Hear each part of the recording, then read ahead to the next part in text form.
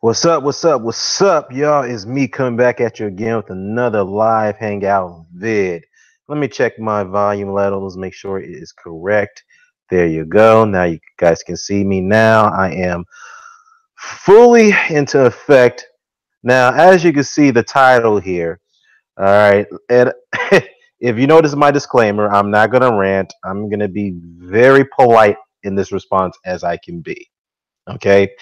Now, the first thing I got to say is that look, I understand that people have a favorite fighter or people revere a fighter that they want to hype up. That's fine. It's nothing wrong with that to some degree. It's nothing wrong with that to the fact that hey, if you revere the fighter so much, so be it. It's your prerogative. That's fine. That's fine. You have every right or the liberty to do so. But the one thing I would not tolerate, that I will not stand for, is the disrespect. I mean, if you're going to hype up or propagate a fighter in a way that you're going to disrespect other fighters that came before him, who did much more work, who was far more accomplished in his career at this point compared to this present day fighter. Okay, and yes, I'm talking about Vasyl Lomachenko. Now, you see the title. What's going on? 1 2 2 4 5 2 9. I'm gonna make this pretty quick. All right. I'm not gonna invite anybody on. Maybe I'll invite somebody on to chime in on this, but I gotta say this. I was going through my inbox and I haven't quite gone through it as of late, except for D Style has sent me a message yesterday about joining his hangout. About we're going to talk about Raw, the Raw 25th anniversary. Which, by the way, Ben Umar, you got jokes, homie. Yeah, you keep on talking, big bruh. Keep talking, Harrison. Anyways, uh, so basically we were talking about the Raw 25th anniversary. That's a lot, that's one of the few times I checked my inbox, and of course WWE botched it. It was a terrible way of running it. I mean, running that special, especially on your go home edition of Raw, where when your biggest one of your biggest pay-per-views is coming up this year, which is the Royal Rumble. All right, let me get back to the point, okay? And speaking of WWE, I'm sure you guys heard that Vince McMahon has announced that the XFL is returning. He's bringing back pro football. Ain't that some shit? I'm gonna definitely talk to the what's his name, D Style, about that one. All right, yeah. What's up, Black Latin Caesar? Yeah, exactly. Now let me get to this real quickly, okay? Because when I was going through my inbox, and obviously I was going to clear out some messages that I didn't bother reading because I got a lot of people always trolling me and sending me some nasty ass response. So I do the best to ignore it. So I just delete them, right? But this particular comment right here just really got to me right here. And I just couldn't help but to respond to it, okay? And this is what this person sent to me. He said here, quote, I noticed that you're a boxing channel, which I respect, and I noticed that you are a great fan of Evander Holyfield. Right, okay. But you should also know that I'm a big fan of Lomachenko. And though I respect Evander Holyfield, as he said, okay, cool. But Vasyl Lomachenko has done far greater things than Evander Holyfield in less than 10 pro fights. So he's done more greater things than Evander Holyfield in less than 10 pro fights. Well, so I decided to respond to this individual, say, okay, well, yeah, I can say one thing. I can say that, yes, Vasyl Lomachenko did win 2 division titles, less than 10 pro fights. That's great. But at the same time, he still has ways to go as far as Evander Holyfield is concerned. Because if you're going to talk about overall greatness, which the guy did insinuate, he feels that Evander Holyfield is 1,000 times greater than Vasyl Lomachenko. Okay, so if you're going to say that he did things faster than Evander Holyfield in the faster pace, absolutely, I agree with you on that. But even despite that, he's not a greater fighter than Evander Holyfield. So you have to distinguish what you just said. That's why I told the guy. He exploded and say, "Well, fuck you, you goddamn black tar." That's what he called me, a black tar. Evander Holyfield is a blown up cruiserweight, blah blah blah, this, that, and the third. He struggled. He couldn't knock out old ass Larry Holmes and George Foreman, this, that, and the third. And so, I responded back to him and say, okay, first of all, tell me what win does Vasyl Lomachenko has that's better than Larry Holmes and George Foreman? Tell me right now. What win does he have that's better than George Foreman? And then Larry Holmes, that Evander beat those guys. Well, let me see. Gary Russell Jr. Nope. Chiclon Prairie Pingo. Up next. Nope. Garmion Rodriguez. Nope. Romalo Casilla. Nope. Roman Rocky Martinez. Nope. Nicholas Walters. Nope. Jason Sosa. Nope. Miguel Mariaga. Hell no. Guillermo Rigondeaux. Nope. So, with that said, Guillermo Rigondeaux is his best win on Vasyl Lomachenko's resume. And yes, Vasyl Lomachenko came out and said that Guillermo Rigondeaux is not the best win of my career, which actually at the point it is at this point. Okay, the reason why he said that in a respectful way that he could is because he knows that people are going to ridicule him for that win because that is his best win. Okay, but I don't ridicule Vasyl Lomachenko for that win because I think that is a good win, no question about it. Okay, so all those guys that I named on Vasyl Lomachenko's resume, there's no way in hell that none of those guys eclipse Evander Holyfield beating Larry Holmes and George Foreman. Yes, they were past their prime, but guess what? George Foreman became a unified champion after that fight. He knocked out the same man that beat Evander Holyfield for the unified lineal titles, Michael Moore. But eventually, Evander avenged that loss a couple of 3 years down the road. Okay, he did that. Larry Holmes went on to defeat a prime and dangerous Ray Mercer, a guy that nobody wanted to fight, that even Riddick Bowe ducked, and some other fighters ducked. Larry Holmes took that guy's O. Okay, and Larry Holmes has never been knocked out, with the exception of Mike Tyson, by anybody. Okay, Al McGall punches hard as hell, harder than Evander Holyfield, and he couldn't knock out Larry Holmes. Okay, Larry Holmes did some good things after that. After that fight with Mike Tyson, of course, he had some tough fights with Evander Holyfield, of course, with Oliver McCall, and beat a tough and prime Ray Mercer. Okay, so none of Vasyl Lomachenko's wins on his resume can eclipse what Evander Holyfield done. Okay, now if you want to talk about cruiserweight, what win does Vasyl Lomachenko has on his resume that's better than Dwight Muhammad Kawi? Huh? Can anybody answer that in the comment section? What win does Vasyl Lomachenko has on his resume that's better than Evander beating Dwight Muhammad Kawi, a Hall of Famer? Beat him in the Hall of Fame fight. So many will argue it's the greatest cruiserweight fight of all time. Tell me. Yeah, what's up, B. Marsh? Of course, it's a rhetorical question. There isn't. Okay? Now, if you want to talk about greatness within a certain amount of pro fights, I mean, Evander Holyfield became a unified champion in his 15th pro fight. 2 fights later, he became the undisputed champion and cleaned out his division. Where has Vasyl Lomachenko done that? Has he come close to doing that? Can anyone answer that question? Has he come close to clean out any division that he's competed in? So far as 2 of them? Come on. Well, we all know the answer to that. It's a rhetorical question. He hasn't. Okay? Here's my point. My point is that Vasyl Lomachenko is very early in his career. He's doing some great things. Yes. But I beg people, please, if you're going to propagate the guy, if you're going to hype him, that's fine. But don't do it to a degree where you're going to have to go this far, to this extreme, to disrespect legends like Evander Holyfield. Okay? You don't do that, okay? Because if you're going to do that, I'm going to call you out. I'm going to have to go after your fighter's resume, which I'm doing right now. Okay? If some people are going to take it as disrespect, that's your prerogative. So be it. But this is the truth.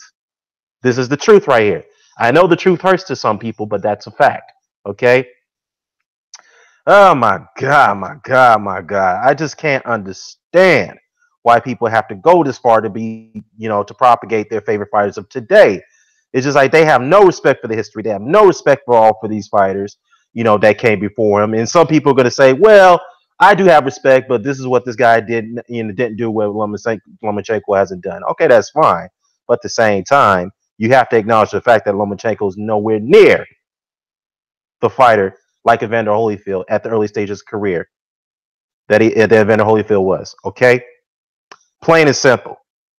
Okay? Now, if you want, I can go further than that if you want to talk about that. Again, Evander cleaned out his division, cleaned out one division in 18 pro fight, while Lomachenko hasn't even done neither one in featherweight or super featherweight. Neither one. Okay? Unbelievable. Okay, so if any Lomachenko fan out there really want to talk to me about Lomachenko's resume versus Evander Holyfield. Come on, I welcome you to come on here right now and talk to me and try to prove to everyone why Vasyl Lomachenko's resume is better at this point than Evander Holyfield's. Come on. I mean, seriously, come on. I really dare anybody to come on and say that. Okay. And some of you who said that he's greater than Muhammad Ali, and I seen some of you who said that because you're piggybacking off what Joe Rogan has said. Come on, I want you to come on here and defend him. Come tell everybody that he's greater than Evander Holyfield, other than the guy who sent that message in my inbox about that. Hmm? Oh my god, my god, my god. I mean, as B Marsh says, man, shout out to B Marsh. I mean, can at least Lomachenko give him a chance to try to unify the goddamn titles? All right, at least give him a chance to do that. Jesus Christ. All right, because it doesn't seem like at this point there's no signs of him doing that at super featherweight. So I mean, hey, it is what it is. Okay. Yeah, Dwayne Jones, what's going on, man? Yeah, the same Joe Rogan who believed that Conor would beat Floyd Mayweather. Yeah, exactly. Yeah, I mean, no disrespect to Joe Rogan, but come on, man. Just kind of stay to your lane. Stick to MMA. I mean, Jesus Christ, man.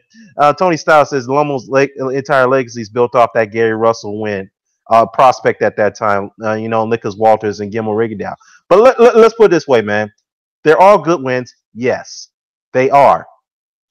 But people kind of overrate those wins a bit. All right. I'm not saying, yeah, they'd say like those are like the greatest things since sliced spread. No, they're not. They are very good wins, but they're not all-time great wins. They're not. Okay? No win that Lomachenko does not have an all-time win that you could classify as an all-time great win at this point. I mean, you can't say that his win over Rigondeaux is better than Evander Holyfield beating Dwight Muhammad Ali in his 12th pro fight, a fight that nobody thought Evander couldn't win. They thought he wasn't ready for that fight. I mean, come on. I mean, Jesus Christ, man. I just can't understand this, man. This is where my head hurts. I mean, I try my best to try to stay away from this this toxicity when it comes to the YTBC or the boxing community platform, whatever it is. But some things I just can't let go, and I have to respond. I have to. Ross Clott, he says, look, Loma is special, but his career is still active, bad comparison. I agree. It's a terrible comparison. I mean, this guy sent me an inbox. I thought he was being respectful at first, and then he went on a tirade and disrespected Evander Holyfield, and I wasn't having it. I try to be respectful and say, okay, look, I understand Lomachenko did some things at faster rate than any other fighter, than most fighters done in history. I get that. But if you're going to say that he's greater than Evander Holyfield based off this factor alone, then that's not good enough. Okay? What all-time great win does he have at this point compared to Evander Holyfield when he got Dwight Ali on his resume? None. Did he unify with anyone? No. Evander did that in 15 pro fights. Did he become is he on his way is he on track to be an undisputed champion? Nope. Evander Holyfield did that in his 18th pro fight. He beat the first lineal champion or the second lineal champion cruiserweight. One of the best cruiserweights of all time, Carlos De Leon. He beat him to unify the division, become the undisputed champion. So, in fact, let's be real. Most of Lomachenko's wins cannot even be compared to Evander's win over Carlos De Leon. Let's be real. Okay? Let me see. K Black, what's going on, brother? Joe Rogan don't know shit about boxing. Hey, couldn't say any better, man. I respect Joe, man, but kind of stay in your lane, Joe. K Black, wasn't Holyfield undisputed in two weight classes, cruiserweight and heavyweight? Yeah, he was. In fact, Evander beat 17 world champions in two weight classes alone. He did that in two weight classes combined. All right. And I did another fact for you guys. In less than his 28, within 28 pro fights, he beat 10 world champions, he beat 3 Hall of Famers, and he beat 3 undisputed champions. Okay. So actually, no, he beat 2 undisputed champions. Yeah. So he did that in less than 28 pro fights. Oh man, hold on. Somebody's trying to hit me up. What's this? That's EJ. Well, EJ, I gotta decline you, bro. Yeah, thank you. Yo, Blood Boxer, what's happening, bruh? What's happening, man? Carlos De Leon, exactly. So yeah, you see the title, man. This is the crap I gotta deal with, man. I'm trying to make, I'm trying to stay away from this toxicity, toxicity. As I'm probably butchering the word. It is what it is. No one's perfect, so sue me. But just come on, guys. I beg people, just let the man develop his career further before you go that route. I'm talking about Vasyl Lomachenko. Oh man. Okay, hold on, guys. Let me put this on mute. Give me a minute, guys. Okay, he went off.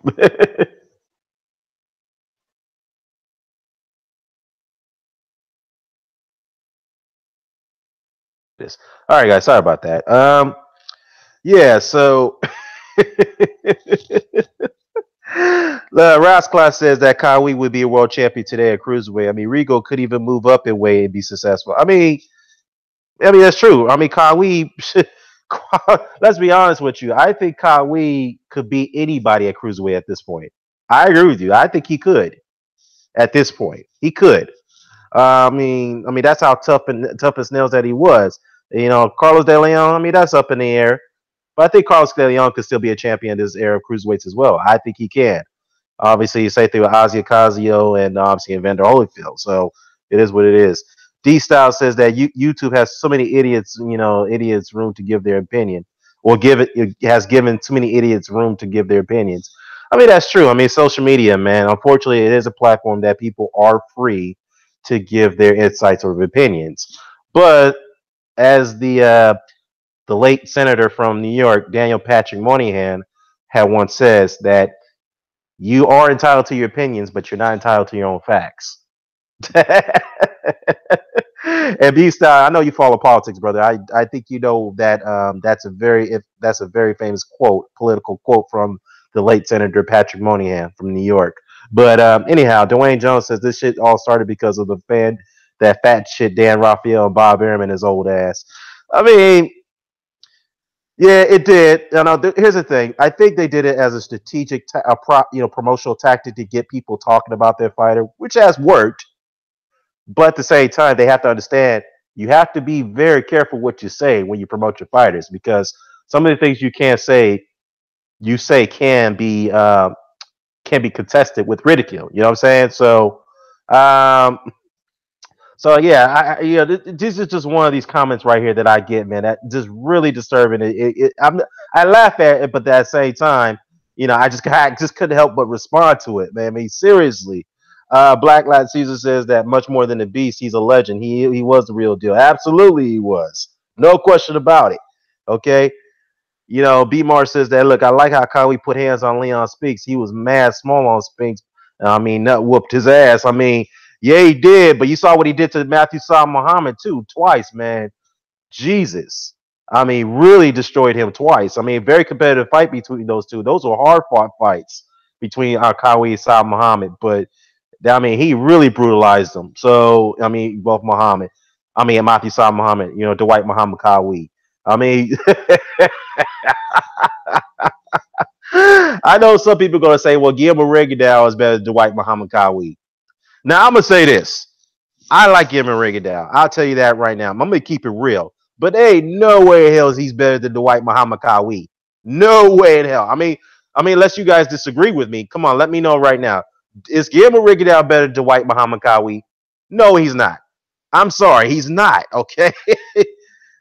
He does. He's not. I like Guillermo Regadao, but nowhere better than Dwight. He's not better than Dwight Muhammad Kawhi. Not that. Nah, his career was not. It didn't have a longevity to prove that case. It didn't. Let's be real. D Style says I'm better than him. All right, come on, man. Yeah, but Dan, promotion wise, doesn't it make people hope for Lomachenko to not succeed? That's a good point. That's a very good point. And to tell you the truth, yeah.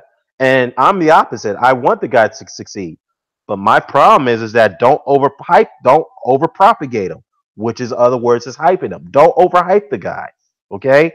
Don't do it to a point that you make comments like the one I got right now about him being greater than Evander Holyfield based off 10 pro fights. This is crazy. I mean, I mean, to be honest with you, this right here just makes my head spin. I mean, get the fuck out of here. Oh man, dude. Yeah, Kawhi didn't definitely have no. I mean, look, he didn't have no. He didn't have an Olympic background, but the only amateur background that he had, which is not really a sanctioned amateur background, when he picked up boxing in prison. And I think from what my understanding, he was a boxing champion in prison. Am I right, B. Marsh? When he was incarcerated, was he a champion in prison?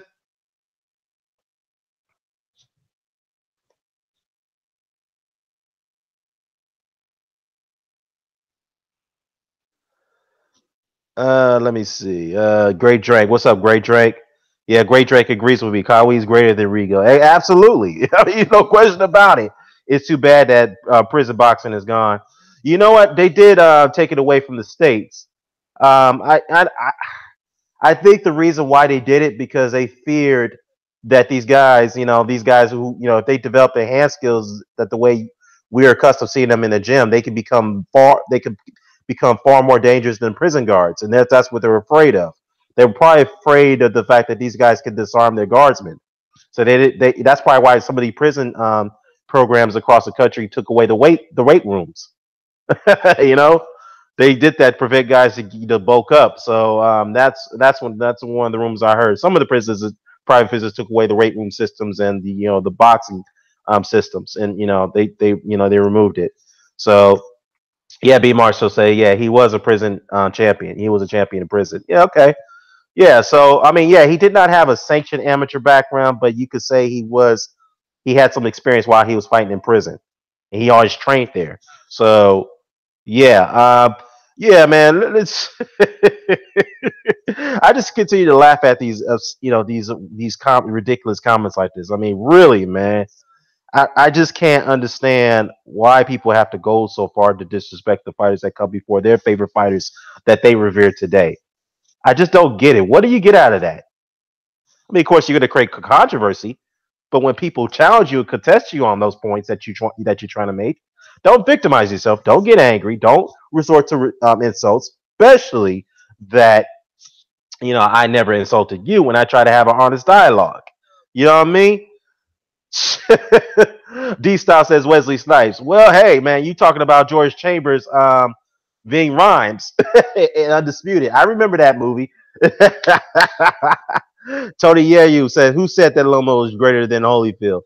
Well, I can tell you it was a guy. It was a troll account because the guy that who sent me. Oh, come on, EJ. Give me a second, y'all.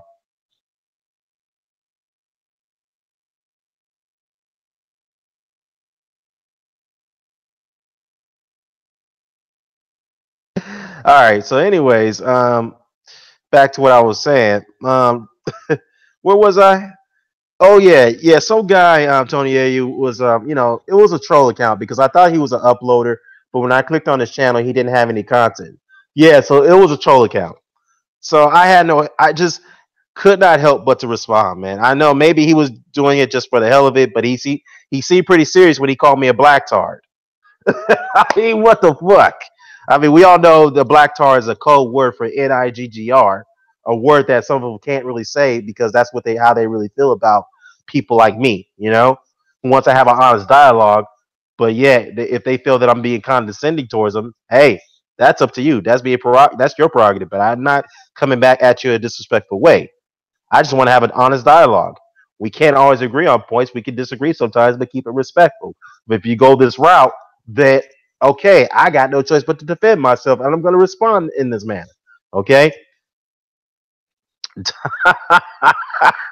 I mean, Jesus Christ. I mean, I don't recall Evander Holyfield losing in his first 10 pro fights, especially against a guy who was shot by the name of Orlando Salido. I mean, Evander Holyfield didn't lose to a guy like that early in his career, a shot fighter. So if you want to go there, yeah, and there's another thing too. People want some of these Lomachenko fans, not fanboys, okay, not fans, but fanboys, want people to forget about the Orlando Salido fight. Why? It's a loss. It's on his record. It was a sanctioned fight. You got to get over it. He hasn't avenged it. Okay. Yes, I will agree with you that if the rematch was to take place right now, Lomachenko will win it. Absolutely. Well, I'll give him credit for that. Yes, he avenged his loss. Okay, so be it. But the fact is, it's a loss on his record. It does not become null. It's a loss on his record. It does not become null or void. It's there. It's recorded. End the story. Move on. People have a right to bring it up. Why? Because you can't have a double standard and say that we can't discuss his loss on his record, opposed to the fighters that you want to assess. You always go to their wins losses on their record, but this is bullshit. Come on, it's crazy. I mean, you can't have a double standard. If you want to go ahead and assess Evander Holyfield's career, for example, go through his losses, then I have every right to go through Lomachenko's losses. That lone loss that he has on the record, that is against Orlando Salido. Okay, so it is what it is. Yeah, he lost to a guy that was past his prime, who was shot. Couldn't even. He had a tough time against him. Obviously lost. No question about it. He lost that fight. Low blows or not, he did. So it is what it is. I mean, D Style says they make it sound like the Orlando Salido was a world beater. I mean, Orlando Salido's an average fighter, but he definitely wasn't. He isn't. Well, you can say was because he's at the end of his career. I'm not sure if he's really serious about continuing his career, but he. I mean, he was a good fighter. Let's be realistic. Was he the most technically sound fighter? No, he wasn't. But he's still a good fighter. He always wins over Juan Mon Lopez, beat him in his prime. He also owns wins over a lot of good guys. I mean, he had tough bouts with Marquez, of course, with win over Lomachenko, obviously. So yeah, I mean, yeah, and that's the thing about Orlando Salido. He had a very tough career. Cristobal Cruz and others. So he had some good wins on his record. All right. All right. So let me see. Jeff Boxer, what's going on, man? Who said that shit, man? Some troll, man. I mean, some guy who came in my inbox. He sent me the message about maybe a week ago. I didn't even respond because I wasn't looking into my inbox until recently. Not until D Style sent me a message last night, and I was going through it, and I came across this message, so I wanted to respond to the guy in a respectful way. Then he come back and call me a black tar because I disagree with his assessment. So it is what it is. You know. Let me see. Kuma's Deception says, "Hey, what's going on, man?" He said, "Look, I'm black, man, but I have to admit, a lot of black members in the YTBC has racial resentment against non-black fighters." Well, let me say this, man. Boxing has always been tribal. It's always been tribal. It goes all the way back to long, long, long before either one of us were born. Okay, obviously, where our great ancestors were born at that time. Now, here's the thing: boxing has always revolved around race. We could, you cannot be ignorant about it. It's always been that way.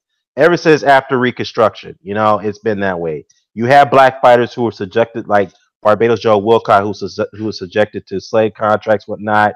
You have other fighters who had to, agree to certain terms that if you want to get paid, you have to beat the champion, right? Or if you don't knock the guy out, you don't get paid, or you don't win the title. That's how fucked up it was back then. All right, it was sad though because most of these fighters who took hundreds of fights in their careers, they had to fight because they had to put food on their table. Because back then there weren't really multi-million-dollar contracts. In fact, if you weren't in a position like Jack Dempsey, who was getting big time paydays, and it could afford to take 1 or 2 year layoffs, then that was you. You were very fortunate, but most of those guys were not in that fortunate position, and they were forced to take hundreds of fights in their careers just to put food on the table for their families. That's all what that's what they had to do. You know what I mean? But my point is, Akuma, is that yes, it is tribalism on both sides. Yeah, I get that, but at the same time, it's a issue that's not that cannot be ignored. I don't like it. I don't like it. But the fact is that in some cases, one side is going after the other fighter for on racial lines. It's just unjust, man, and it forces the other side to respond in that way. So I'm saying two wrongs don't really make it right, but I'm telling you what it is. Sometimes it's also reflect from the non-black fight fans who kind of start this issue. I know some people are going to say, well, the other guy started that, but we don't know that. I mean, all I know is that this goes all the way back to the days of the Jack Johnson era, where all these black fighters were treated like shit. Okay, so it is what it is, man. Let me look at the comments here.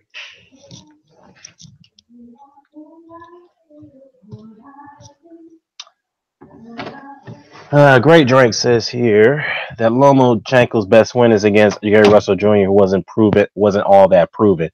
Yeah, you know what? Here's the thing about that. Gary Russell Jr., that's still a good win, but it's not a win that people are overhyping it to be. Yes, he's a world champion. Congratulations.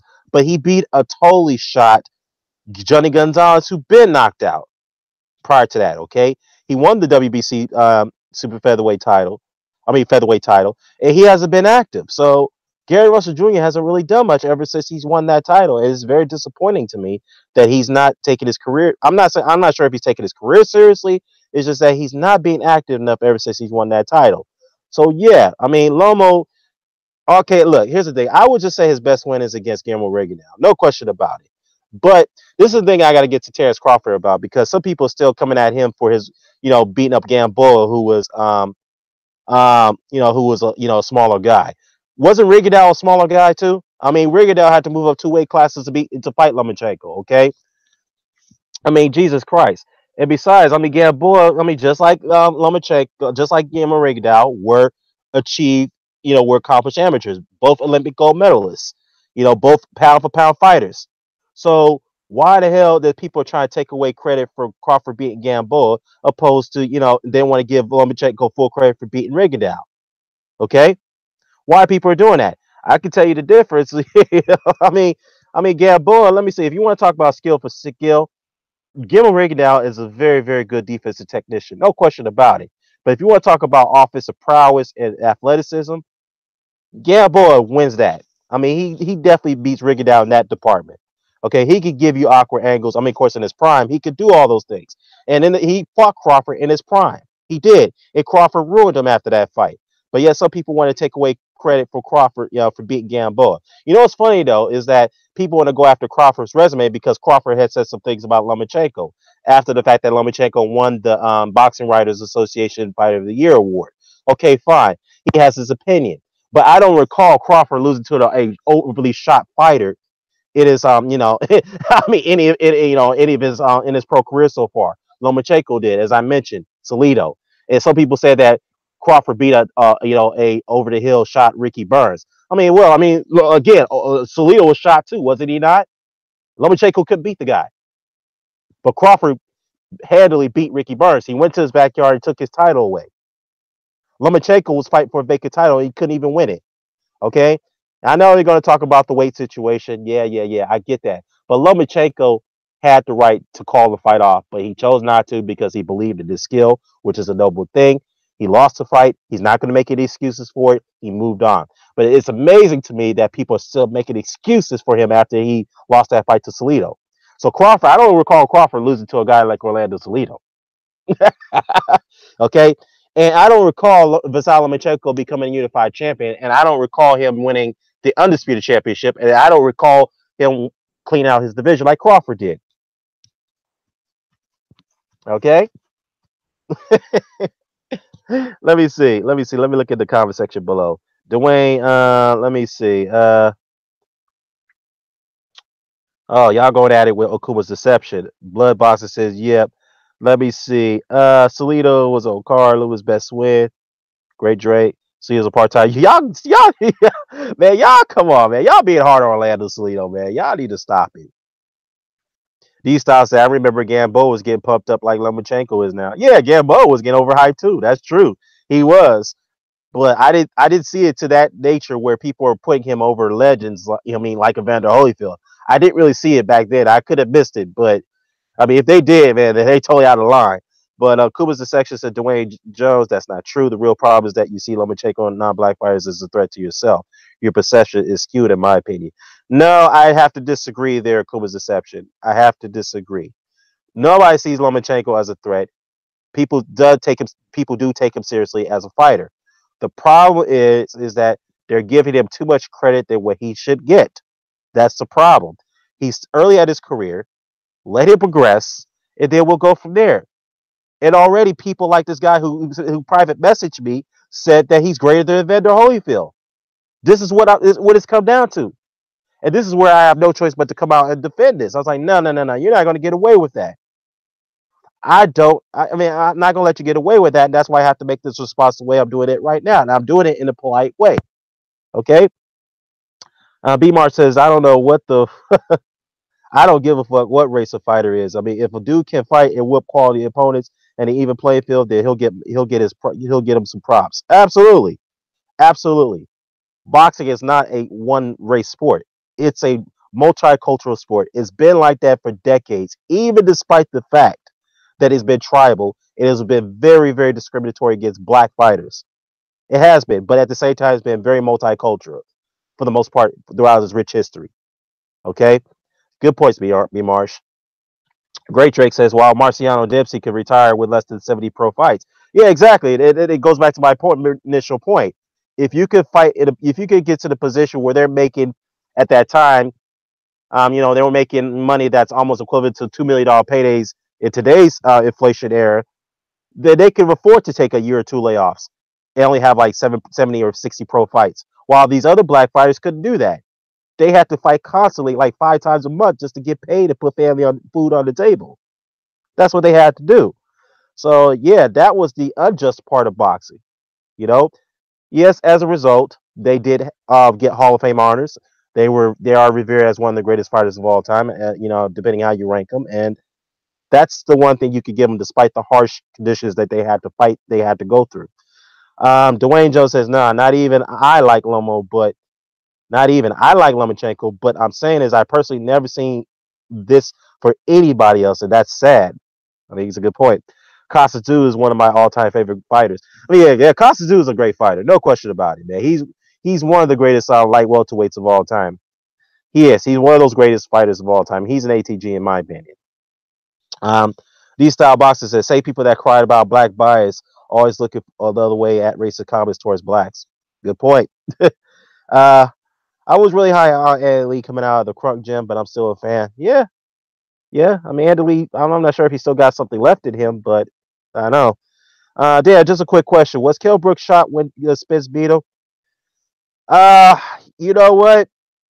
I will say this. Kell Brook, I'm gonna be honest with you. I think he was a little bit shot because after that Golovkin fight, you could tell that it was something wrong with Kell Brook. He wasn't quite the same fighter that he was when he fought Sean Porter. I think that Golovkin fight took some significance out of him. Now, don't get me wrong. This is not to discredit Spence. That's a good win for Spence. But I'm just looking at it from my own vibes, from my own observation of how Kell Brook performed in that ring against Earl Spence that night. So I thought he was pretty shot after the Golovkin fight. I mean, still give Spence credit for the win because he did go to the man's backyard. It was a mandatory fight by the IBF, so you have to give him credit for that. But from another perspective, yeah, Kell Brook was pretty shot. He was. Uh, yeah. You know what's funny though, B Marsh? I said the same thing. I said Kell Brook was winning rounds early on, and Errol Spence even admitted that that was a very tough fight for him. He even admitted that. So, uh, yeah, I know B Marsh, you disagree with me on this one. You saying he wasn't shot versus Spence. I think he was pretty shot a little bit. I think that Golovkin fight took a lot out of him. I think he really did. But then again, Kell Brook can, rejuvenate himself. He still want to continue his career. Let's see how well he does at 154. So that's just my take on it. I'm asking because Barbershop claims that Brook was a shot fighter against Spence. I mean, yeah, we all could agree to disagree on that, but I thought he was pretty shot a little bit. Uh, Barbershop lied. I know you disagree with Barbershop, me and D style. All right, let me see. If Pac takes steroids and he gets his mom to do voodoo, I got him winning against Lomachenko. Well, you know what? That fight's not going to happen because Lomachenko's team said that they came out and said, "Look, we're not going to gain anything for fight Pacquiao, so we're going to move on to something else." So that's what they said. But who knows? They did say that about Rigondeaux, and they ultimately made that fight. So anything could happen. Anything could happen. So we'll see how things pan out. I mean, if it does happen, that fight could happen at 140. But uh, I don't know, man. I don't like Pacquiao's chances at 140. Maybe 144. I will give him a chance to beat Lomachenko if it comes down to it. Let me see. Let me see. Damn, I just hate to see records get smashed by modern day fighters. Oh man, the Uncle Ruckus, the coon in the chat, low place. Let me see. Usyk about to smash Evander Holyfield's records at cruiserweight. That shit is crazy. Well, he has potentially to do that, all right. But at this time, Usyk is not as great as Evander Holyfield. So let's not get it twisted, okay? So let's move on. Yeah, Usyk got to get past Breedis. He got to beat Dorticos. And he's definitely got to beat the other cruiserweight champions as well, like Ledbev and Gassiev, or if Gassiev could get past Dorticos. So let's see. And Breedis, obviously, I just mentioned. Okay. So let's see. Great Drake. Yeah, I agree, man.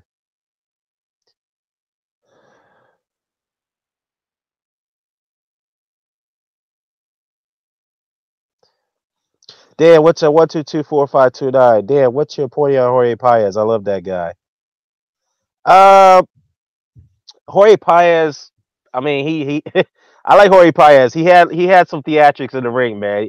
If people talk about Ricardo Mayorga, I mean, Jorge Paez was the original Ricardo Mayorga. I mean, this guy would literally disrespect guys not only outside the ring, lead up to the fights. I mean, he knew how to promote a fight.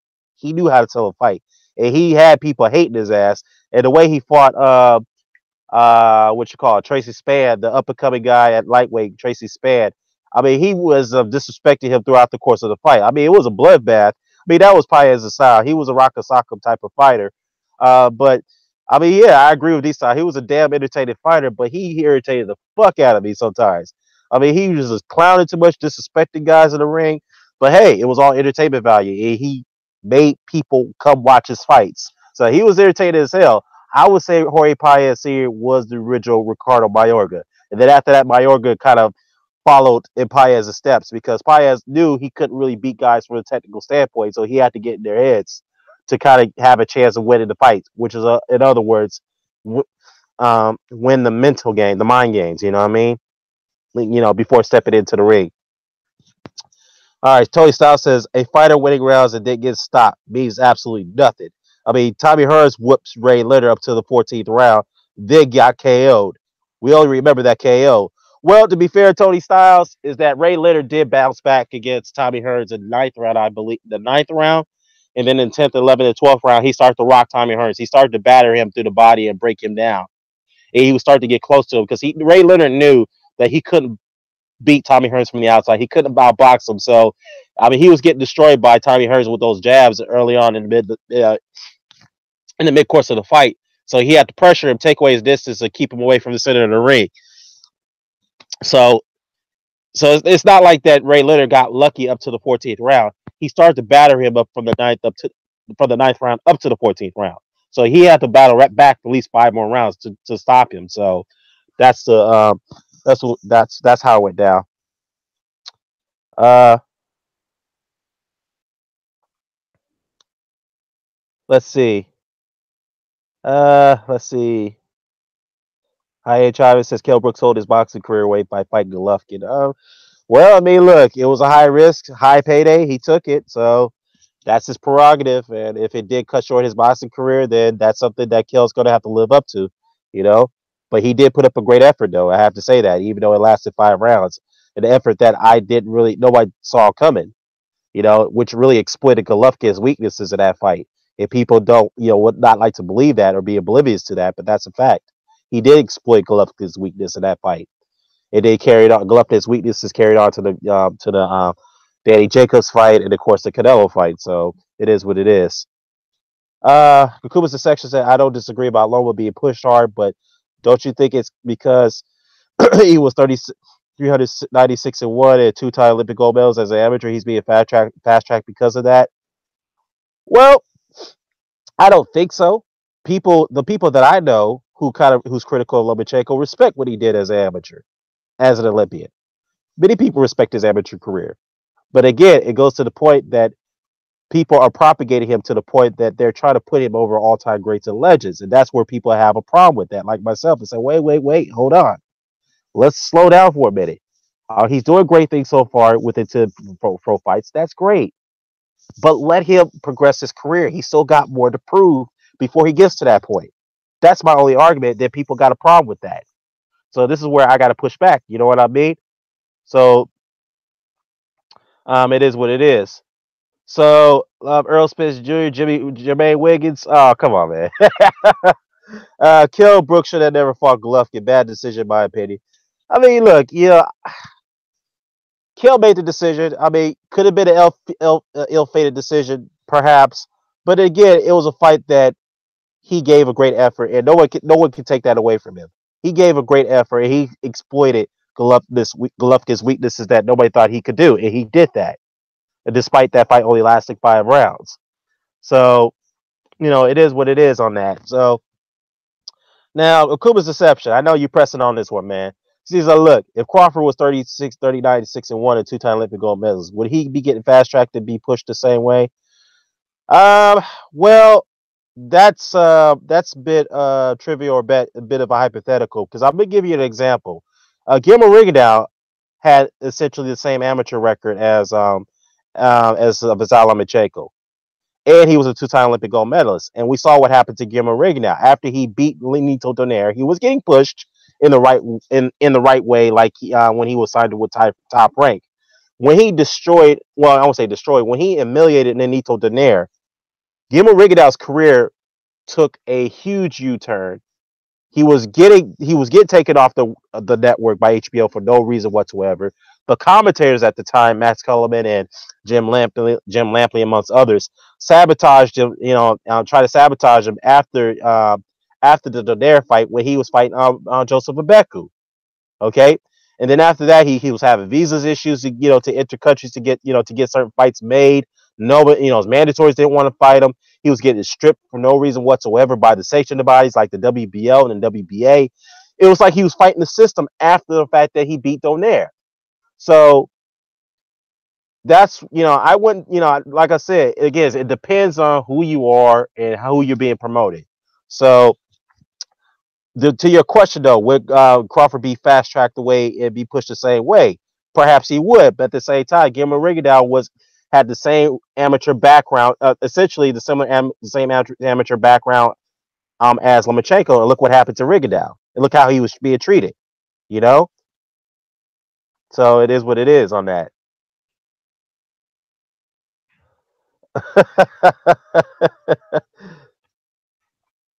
All right, man. I'm gonna delete your comment, man. You gonna say some stupid shit like this? Okay, first of all, Usyk would not beat Evander Holyfield. Get the fuck out of here. You really put too much in Usyk, man. Usyk got more to prove before you even can say he has a chance against a prime Evander Holyfield. I know that's hypotheticals, but you tell me what fighter that Alexander Usyk beat that was on the skill level of Evander Holyfield. Tell me who. Tell me right now. Anybody. Tell me right now who did Alexander Usyk beat that was on the skill level of Evander Holyfield at cruiserweight. Tell me right now. Come on. Tell me. Come on. I mean, otherwise you just saying, you're saying something stupid, which is a troll ass comment. All right, come on, man. Jeez. Now back to the task at hand. Vasyl Lomachenko being greater than Evander Holyfield? Absolutely not. Absolutely not. So, this shit, like I said, man, this shit, I know this hangout gone a little too far than it should, but the fact is that I need to say my piece on this, and I just think this gets way out of hand.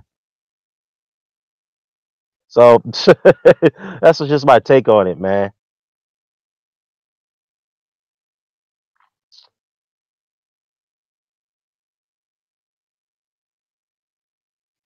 Let me see. I'm gonna get some guys on here. Let me get their opinions on this. Obviously, I know what it is, but let me just do it for the hell of it.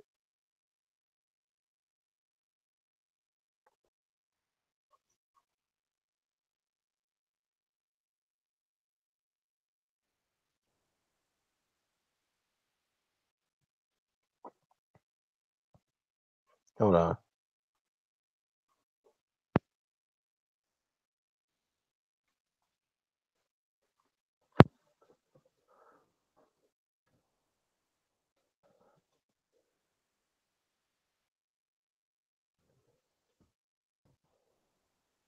All right, let's see. We get some guys in here. Uh,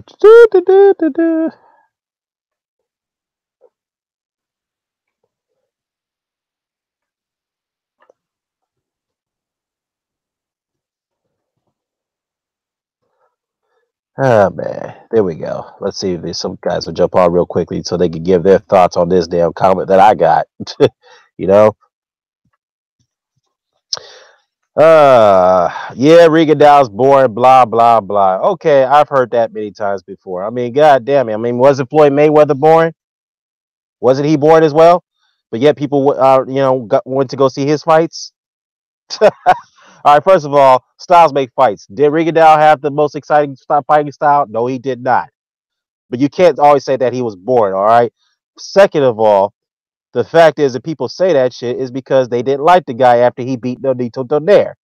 Okay, yes, if he had a boring style, so be it. But you can't use that to degrade the man. He was a very good boxer. He had very good boxing skills, and he was a decorated amateur. The fact that he was the number one guy is the number one guy. Well, actually, he is the lineal champion of his division, respectfully. He was a unified champion. Okay, Mr. Doc, what's up, man?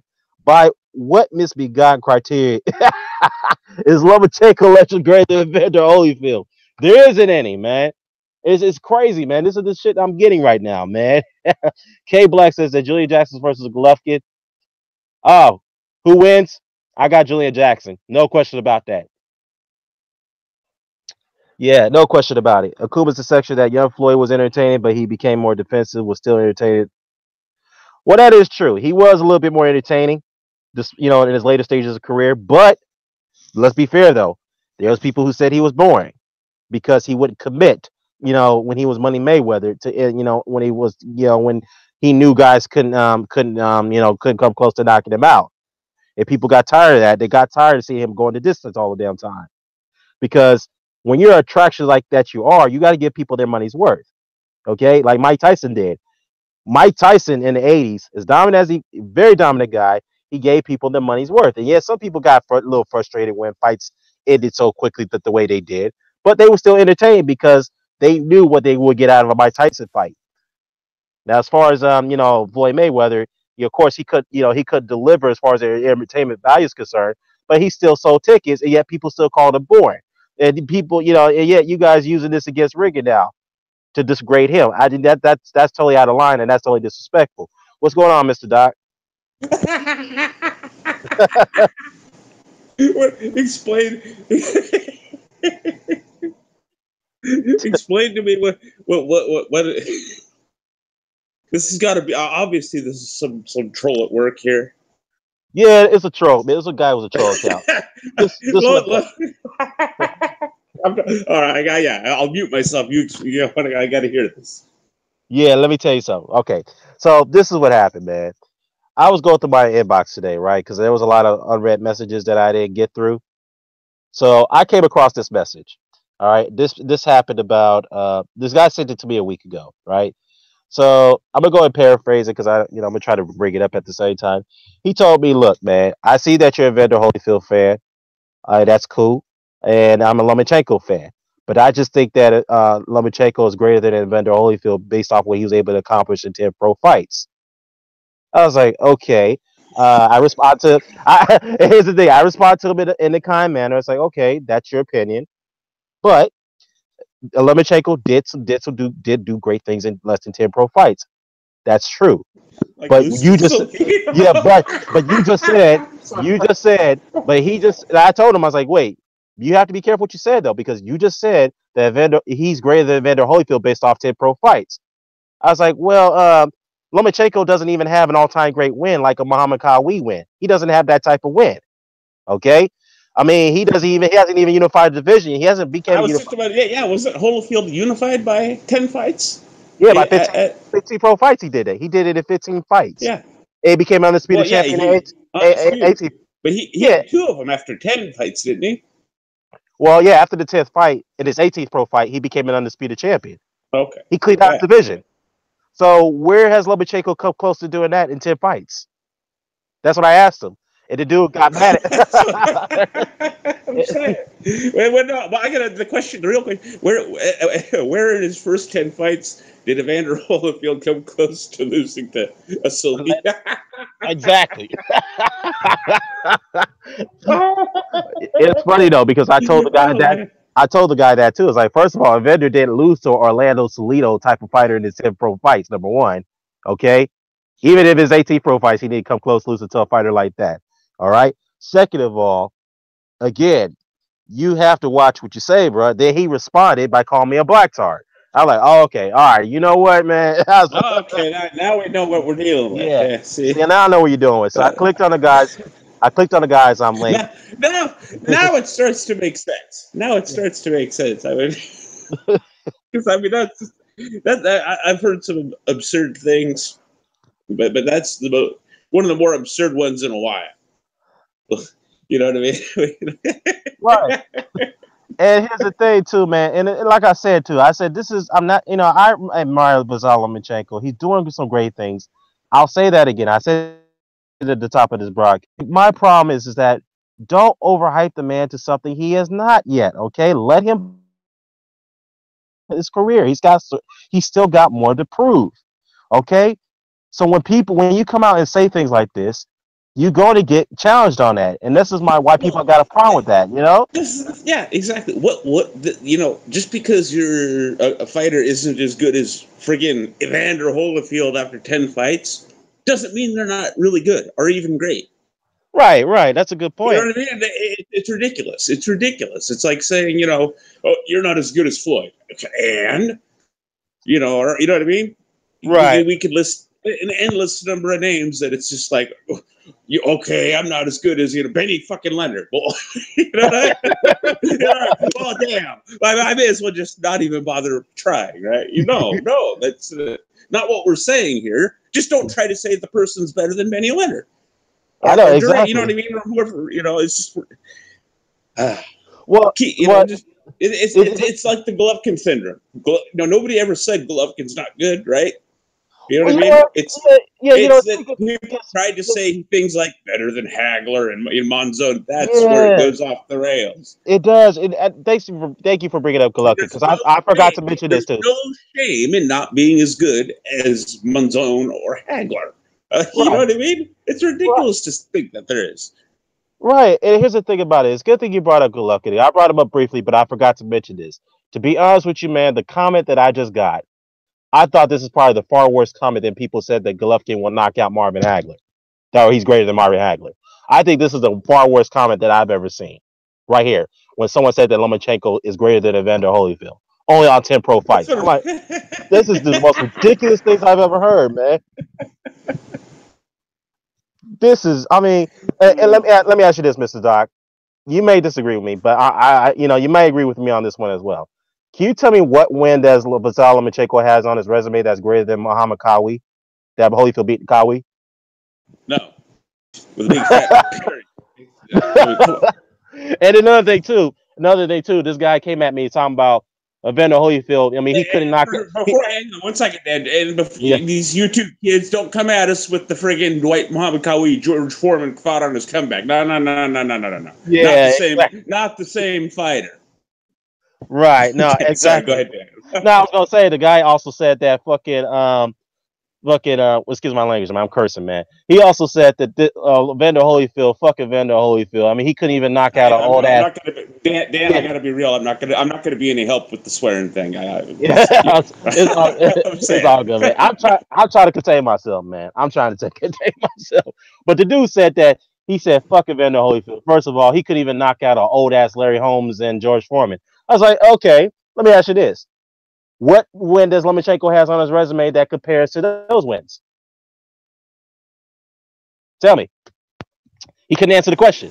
I was like, tell me who? Besides, take away the Mike Tyson knockout Yeah, and look and really stand back and look at what Larry Holmes did between losing to Spinks to the end of his career. yeah. And you know what I mean? Think about that for a second. You know what I No, mean? man. Mike Tyson's the only. If you really think about it, maybe I'm wrong. Maybe I'm forgetting someone or a fight or whatever. But to my recollection, you know what I mean? That's pretty much the only guy that ever blasted Holmes out of there. Yeah, that is. That's a good. Actually, you are correct. Mike Tyson's the only guy that got rid of Larry Holmes. Nobody else has been able to do it. I mean, a hard puncher Ray Mercer couldn't even knock out Larry Holmes, even though he lost that fight. So Harlan McCall, who punches hard as hell, couldn't even knock out Larry Holmes. The So Oliver McCall fight was close, in my that was opinion. a close. Yeah, it was a close fight. People were appalled that McCall had that much. Of course, people were appalled that Evander had as much trouble as he did. Right. I mean, Oliver McCall, who hits harder than Evander Holyfield, couldn't even knock out Larry Holmes. What does that tell you? Again, Larry Holmes was fucking great. You know what I mean? It's just like the thing with like Marvin Hagler struggled with Roberto Duran. Right. You know what I mean? He struggled with a lightweight. You know that like blah blah blah. Yeah. There's, you know what I mean? It's not like he struggled with Anthony Crawler. There's, you know what I mean? There's levels, as they say. Say to this. It is levels. That's a good point. First of all, if Roberto Duran is not like an Anthony Crawler type of lightweight or a Brandon Rios type of lightweight. All right, this is a different type. No matter how good a lightweight is, like, you know, we can use all kinds of examples of like, even current fighters. Just because you're not as good as Duran doesn't mean you're not a really great lightweight. Right, exactly. You know? There's no shame in that. We're just trying to say, you know, there's boundaries here of sanity, and those of us that, you know, have seen and can remember are gonna, you know, like you said, we're gonna say something. Yeah, I mean, like I said, man, I agree. There's levels to this, and there's where a line needs to be drawn here. And I've been doing a very good job of not responding to these crazies, man, because people still come at me in my inboxes almost relentlessly. You know what I mean? I try my best to ignore it. I said, okay, fine, I'm gonna ignore it. It's just a normal routine. I'm gonna just ignore it and go about my business. But when I saw this comment in this inbox, I was like, okay, let me respond to this. I'm gonna do it in a respectful way. And then this dude had the audacity to call me a black tar, then go off a tangent. It disrespected. Of course he did. Dan, no, Dan, this is YouTube. Yeah. I mean, are we really surprised that that's how that played out? Right? You know, I mean. Well, I mean, look, of course he did. First of all, this dude, I ain't gonna mention this dude, man. This dude in the chat. This dude just said that Alexander Usyk could beat Evander Holyfield. I mean, on what planet? What planet? Well, could say no. Saying could, that's one thing. See, well, he said he would beat him. No, I didn't say could. He said he would beat him. I'm like, no. When they say would, or when they start saying, you know, it's, you know, oh, you school him or blah blah blah, you know, you beat him and whoever on the same night. That's when we got to kind of put our foot down here and go, wait a minute. Do you know who you're talking about, right? Right. First of all, I told this dude, I was like, first of all, he didn't answer the question yet. I was like, tell me what fighter that Alexander Usyk beat that was on the skill level of Evander Holyfield in his prime. Tell me what fighter. Who did he beat that was on that skill level in his prime? Okay, then. Don't sit there and say that yet.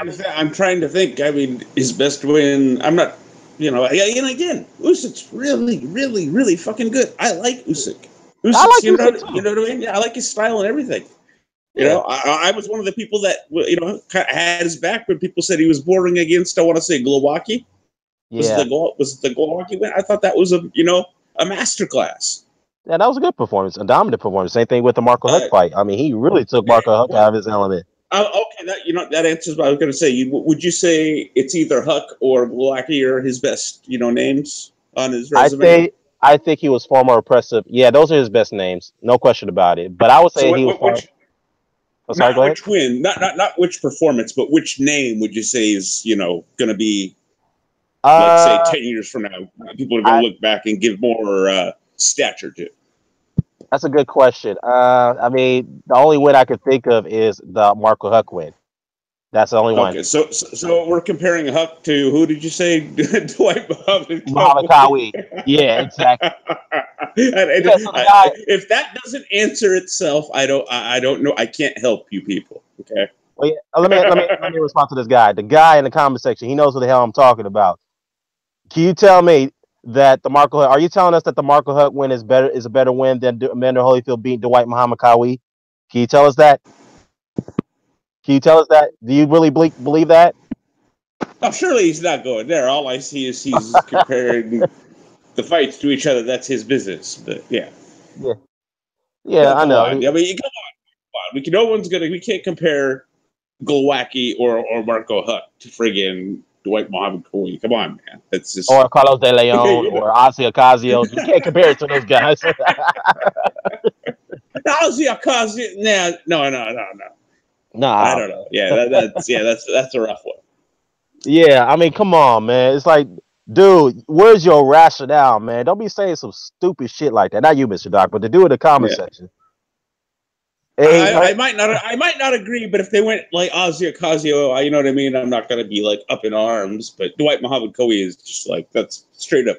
Come on, man. No, just no. right. Well, I mean, look, can Marco Hunt break Evander Holyfield's record? Absolutely, because he has a chance of becoming a unified champion in 14 pro fights, and Evander did it in 15 pro fights, so he has a chance to break that record. We'll see. You know, at cruiserweight, obviously. Yeah. So yeah, so I mean, come on, man. This dude talking about this dude is lost in his goddamn mind, man. Please tell Alexander Usyk to prove himself before we even talk about comparing him to Evander Holyfield. Don't let's do that, okay? Who just got on? Somebody else just got on. B Mars, what's happening, brother? What's All up, right. Now fellas? see, I got. All right, what's up, Pete Marsh? I'll address this one comment. Okay, because here's the thing: Usyk could Uh-huh. theoretically, he is capable, in my opinion, of beating Wilder and Joshua. That could happen, right? But as you Who? said, Who? Alexander Usyk. Usyk, hypothetically, I'm just saying hypothetically, it's within the realms of possibility. It's not like you know what I mean. It wouldn't completely blow my mind out of the water. It's feasible, but it has to be done first. You see what I mean? You can't compare. Oh, he might versus this person did. Man, he'll get broke You know what I up mean? at a heavyweight, man. He can't fuck with Wilder or AJ and them type of fellas, man. Usyk, you don't think Usyk could do it? You don't think Usyk's got enough skill? Nah. He Too can't small? move around with his feet for 12 rounds, man. He ain't gonna be able to win no fight like that. He's gonna have to put hands on these guys.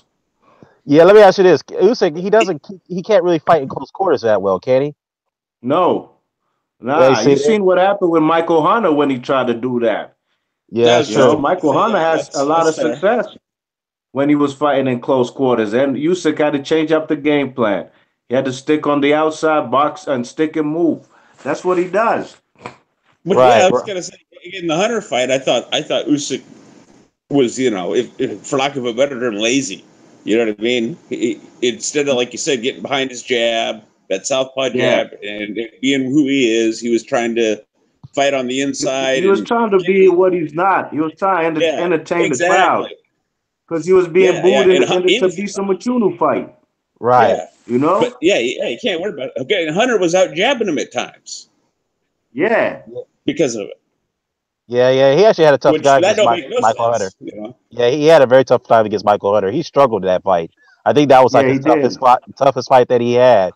But So No yeah, but I question. think the thing we can agree on is you can't compare might person might do versus what this other fighter has done. right. You know what I mean? Which is the whole point of this topic. Even yeah, exactly. Even if they do have the capacity, you know what I mean. Even if we agree they have the capacity, they haven't done it yet. Right. And this is the whole point of the discussion here, B-Marsh. You already saw this earlier, man. I'm dealing with this crap right now. Some guy coming at me talking about Vasyl Lomachenko is greater than Evander Holyfield. Yeah, that's BS. This is I like this is the shit that I like. I don't like to get. I mean, these debates will kind of make my head spin, man. I'm like, okay, I try to be respectful. I was like, all right, man. I was trying to give Lomachenko credit. I was like, okay, yeah, things in less than 10 pro fights, good. What all-time great win does he have compared to Dwight Muhammad Kawi? That Holyfield did beat Dwight Muhammad Kawi. Even a What Hall of Carlos Fame De win does he have? Leon, man. He don't got a Carlos De Leon on his resume. Yeah, exactly. You know what kind of shit is that? I mean, I mean, like I said, I go through. Lomachenko's resume. His wins over. His wins over what? Gay Russell Jr. Are you telling me Gay Russell Jr. is better than Carlos De Leon? No. Can anybody honestly say that? I mean, come Carlos on. De Leon, a 3-time cruiserweight champ. Well, actually, a 4-time He cruiserweight beat up champion. 4-time. beat 4? up Leon There Spinks. you Yeah, go. 4-time. Yeah, 4-time cruiserweight champion. 12 successful title defenses, and he was a lineal champion. So make it Yeah. 5. Yeah, so technically 5.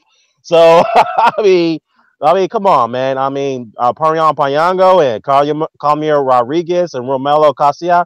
Are you telling me those fighters are better than Deleon Ocasio and Parquet and of course Kawi? Can anybody tell me that? Nah. Not even close. No, bro. I mean, Jesus Christ. Ocasio and De Leon beat heavyweights, man. Robbie, Ocasio or what's it? De Leon beat up Leon Spinks, and Ocasio beat Jimmy Young. that's true. Mm-hmm. Exactly. And none of those guys got wins compared to those guys. I mean, Nicholas Walters. I mean, Nolito Donaire. Nicholas Walters. I like Nicholas Walters, but he ain't better than White Muhammad Kawi or Carlos De Leon. Let's be real. Nah. Jason Sosa. Nope. Let's move him off. Miguel Yeah. Mariaga. Nope. Guillermo Rigondeaux, and I like Guillermo Rigondeaux, but that win, let's be honest, is the greatest win on Lomachenko's resume so far. Let's be real. It is. Who It is, agrees? yeah. It is. I mean, some people want to say that agree with Lomachenko when Lomachenko said it's not, but let's be truthful. It is. Mm-hmm. I mean, It's there's it's nothing the wrong. best fighter on his resume. I'd say that much. Yeah, I mean, look, it's nothing wrong saying that, but the thing is because I think Lomachenko, the reason why he said that is because he doesn't want the ridicule to go ahead, to go with him. Say, hey, you beat up a guy who was 2 weight classes below you, a very small man. You didn't even beat him at a catchweight. Let's put this in the proper phrasing here. The best fighter on his resume was from 2 weight divisions lower. Exactly. And Evander Holyfield, you can say his greatest win is against a guy who's a naturally heavyweight, a feared champion, Mike Tyson. Knocked him out. Yeah. Took Mike Tyson's best punches. I don't give a damn. People gonna say, well, Mike Tyson was lost 4 years of his prime. Yeah, well, Evander Holyfield lost a lot of years of his prime. Or even if you Yeah. want Had a heart. Holyfield had gone through wars. Exactly. He beat damn near died. He had to retire yeah. because of the heart condition for a sec. That Exactly. was Had a after heart. that was like after the for the second Riddick Bowe fight. The Michael Was Moore it B Marsh? or the Michael Moore fight. The Michael Moore fight. The That's Michael what. Moore fight. Yeah, Okay. that Yeah. first. The Michael Moore fight, yep. Right, dude had some wars. The dude was totally shot, as people thought he was. I mean, because there was a reason people thought he was a 25-1 underdog to lose that fight. Nobody thought he Mm-hmm. could win it. You know what I'm saying? So come on. I'm sorry to say this. Lomachenko, whatever he does at this point, I don't think he could get a win that was that great as Evander beating Mike Tyson. No way. I'm sorry. There's no other win that would come close to that he does at this point. I mean, look, I don't know. That's far to say that right now, but at this point, I just don't see it. I could be wrong, but I mean, Absurd, dude. It's absurd. I mean, where does it stop? Where does it stop? Okay, I mean, are they going like who? Are they gonna like start? Is he greater than people that beat Holyfield too? Is he greater than James Toney? well, James Toney beat him, but still though, he fought No, James. that's what I'm saying. Where does it stop? That's why it has to be said that no, this is insanity. Like you said, Right. I mean, a come line on, has man. to be drawn. Yeah, And that was in the 2000s, man. That was damn near 20 years after Holyfield's debut. You know what I mean? right. That's true. That's true, man. That's true. That's true. I mean, like I said, guys, you guys agree with me on this one, man. It's just like if you want to hype up a fighter, that's fine. That's cool. We all do that. But can we at least wait until they accomplish more things before we even compare them to legends? Before you Yeah. make comments like that, That's what I'm that's saying. all. Yeah, you can. Yeah, you can say Lomachenko's great without like jumping out the window, as B Marsh likes to say. I mean, like I There said, is man. some middle ground here, people. I think is what we're trying to say here. You don't. You can say Lomachenko's sliced bread and all that, but that doesn't mean he's as good as guys like Holyfield and Duran and Hagler and so on and so forth. Right, Even the exactly. I There's mean, Michael no Dokes shame. fight was There's a no war for yeah. Holyfield. And that was in the 80s. Which one? Yeah, and B. Marsh, you'd Michael agree with this Dope. too, I think. Michael Yeah, Dulce, yeah, yeah, yeah. Michael Dulce. That was a That damn was a good nice. That one. was a fire. Yep, yep. And the Burt Cooper fight, that was excellent too. Yeah. That was a great fight. He put him on the canvas. Yeah, Ray Mercer. Damn near through the ropes. Yeah, Ray Mercer. Yeah. That Ray Mercer, that was a damn good fight. When he came, that was his Yeah. comeback Yes. fight. And you know what's funny though? People thought Bender was crazy to take that fight coming off a a 1 year, 2 year retirement. They like, what the hell Yeah. you doing fight a guy And like coming that? off a loss. Exactly. They're like, you crazy to take a fight like that. He's like, look what he did to Ray Mercer. I mean, he's the first man to put him down in that fight at that time, to Mm-hmm. put him on the canvas. So, I mean, this is a man who's technically a natural light heavyweight. Yep. Technically, who had to fight men that was outweighing him by like average of 40 pounds. I mean, look what he did. So, come on, man. This is the reason why I don't know why I'm having this conversation, man. I don't know why I'm having this conversation. I mean, Jesus. Talk to us. Talk to us when Lomachenko's 40 years old and fights a guy the size of Value, relatively speaking. Exactly. I mean, He Jesus fighting Christ. at 40. At least have him unify the titles for God's sakes. I mean, come on, fight the other champions. Right. He hasn't even done that yet. I mean, Jesus, he's got a loss on his record. Look, we all take losses, but Evander Holyfield didn't lose to Orlando Salido, a shot fighter in his prime. Evander didn't lose to a guy like that in his prime. So come on. I mean, he lost But to Riddick Bowe. Lomachenko fans will try to make you forget all about that Salido fight. Oh yeah, Okay. yeah. It's like it didn't happen or something, Hmm. Okay, I'm about to get off. Yeah, I know, man, but I'm gonna wrap this up real quickly, man. I know you guys just came on here. Ooh, sorry. Almost tripped over there, y'all. It's But all good, man. but look, I'm just saying this, guys. I got what I was looking for out of this, which was a nice laugh, man. Yeah, it is. It is. YouTube's the gift that keeps on giving. What can I say? It is, man. This is like one of the most. I'm like, I asked Mr. Doctor about this, B. Mars. To me, this is probably the worst comment that I've heard so far. This actually eclipsed that when someone said that Gennady Golovkin can beat Marvin Hagler, he's greater than Marvin Hagler. This is probably the worst. Yeah, exactly. But this right here, Lomachenko is greater than Evander Holyfield. This right here is the worst I've ever seen. Okay, Yeah, I mean, Jesus Christ. that's out of pocket, man. Yeah, That's out of pocket. right. I mean, come on, y'all. Just let the man prove himself before we get to that point.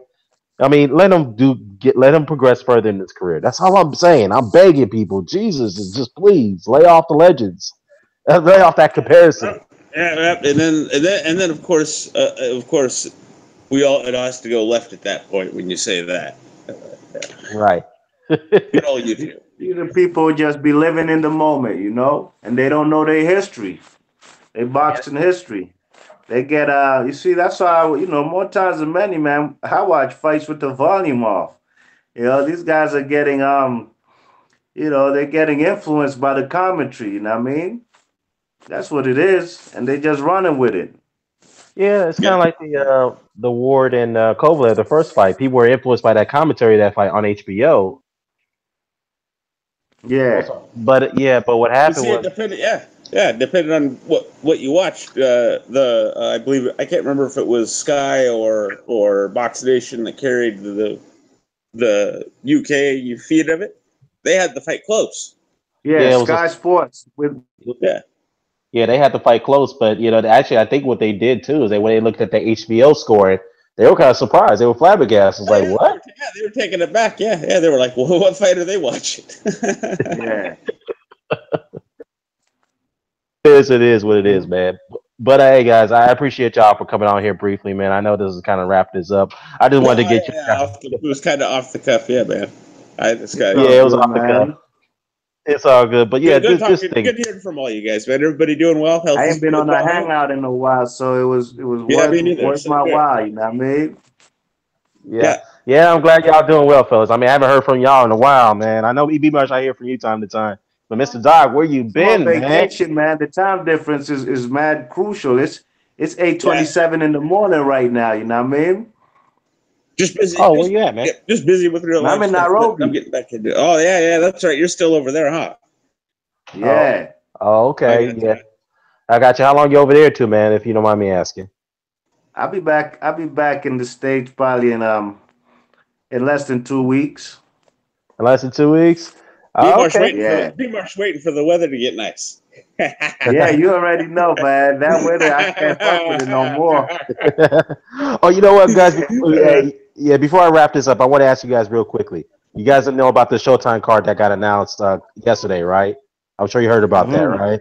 That Oh, blood. Yeah. Laura Yeah. Heard and whatnot, and that Stevenson Jack and all that too. Yeah. Well, let me say, even though I've been critical about the guy, I'm glad that Donna Stevenson made the fight. I'm really glad that he did. Me And too. Yep. to be honest with you, I think he's going to win that fight against Badu Jack. What do you guys Yeah. think? I favor him to win as well. Yeah, I got Yeah. Adonis. Yeah, I got him winning that fight. We all agree on that. Now, the thing about here's another thing I read too about this too, because Alidia Alvarez is supposed to be fighting on that undercard, which I don't understand what the hell's going on there with that. You know, Yeah. but since he pulled out the purse bid against Vosdick, which I don't understand, why would they call for a purse bid less than 2 days after they sanctioned the fight? That's I kind of found suspect. But when he pulled Hmm. out, the WBC announced another eliminator for Vosdick to fight this guy. Let me see. Vosdick is supposed to be fighting this guy. Let me see. He's supposed to fight this guy by the name of let me see, Alexander Vosdick. Man, what's his next bout? His name is Amar or something like that. I think that's his last name. Yeah, Amar Winters. Let me look it up. I don't Mahdi, know him. yeah, Mahdi Amar. That's who he's fighting now. That's his replacement for the. So now the WBC has sanctioned that fight to be an eliminator. So with that said, the Stevenson Jack winner versus the Vosdick Omar winner. So whoever the winner of those fights must fight each other next. So whoever the winner of the Jack Stevenson must fight the winner of Vosdick versus Amar. So now my question is, what the hell happened to Alidi Alvarez? What's going on with that situation? Did they strip I him? don't think Elite Alvarez knows what he wants to do, man. I think he's just a guy from Colombia, happy to collect some checks, fight Well, a couple washed up old Canadian vets. I don't think he's really serious, man. I don't think I ain't it's gonna lie. that could be part of it, and I also don't think it's any coincidence that Yvonne Michelle represents it.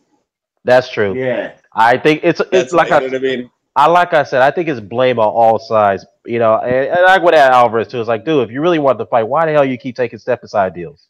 What the hell's going on Yeah. there? Why you keep doing that? But remember what you said, Dan. I think it was you that tipped me off to this. Is Yvonne Michelle doesn't have that many fighters at this point. That is true. That's another thing I'll Mhm. point out, and I blame him as well because Exactly, and so but he's. You can understand. I don't agree with it, but I can understand why he doesn't want to. You know what I mean? Diminish either one of them against each other. You know what I mean? Until he wants to put that off for as long as he can. If you get me. yeah, he has to because he doesn't have that many fighters in the books. So he's got to, try to milk. I'm not. He's trying to make milk out the process as long as he can. I mean, if you look at his roster, he doesn't really have any marquee fighters but Stevenson, obviously Alvarez, who I'm not saying quite marquee, but those are the only two marquee fighters that he has. He doesn't really have no one else. And it's like he has a What very better beef ain't with him no more? Not better be left. no, better be left. Oh, actually, you know what? Technically, he's still under contract with them, so he's working to Right. get out of that situation. So legally, he's still under Yeah, contract. because it's a Canadian matchup there, man, for the IBF title. Yeah, I know. That's the thing. We could. I mean, the thing is, he's still in that contract dispute, so we don't know how realistic that fight could be at this point. I mean, I would love to see that fight. I mean, Beterbiev want that fight. He wanted that fight for a long time now, but I guess this is one of the reasons why he's upset with Michelle because he was promised a fight like that and he never got Yeah, it. see, that So better beef situation is what tells me he's at least partly. Yvonne Michelle's got to be at least partly to blame for the whole, clusterfuck with Adonis and Alvarez. right. But you Mhm. know Got a what though? track record of.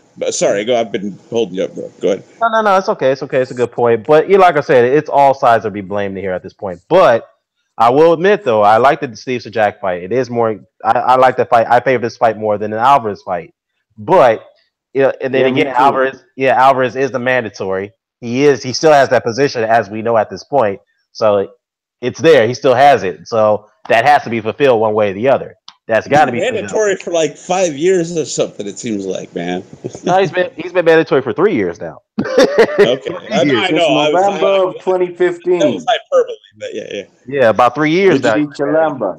Yeah, That's a long time. That's a long damn time. a fight that people felt that he lost. Some people felt he lost that Yeah, I fight. thought he lost. I had Chilemba by a point. You dumb guy, yeah, Chilemba. Yeah, I thought Chilemba beat him too. Yeah, I mean it was a close fight. Could have gone either way. So, Yeah. yeah, man. But I favor Stevenson to win that fight against Madu Jack. But it's kind of strange how the WBC is doing things right now. It's very strange.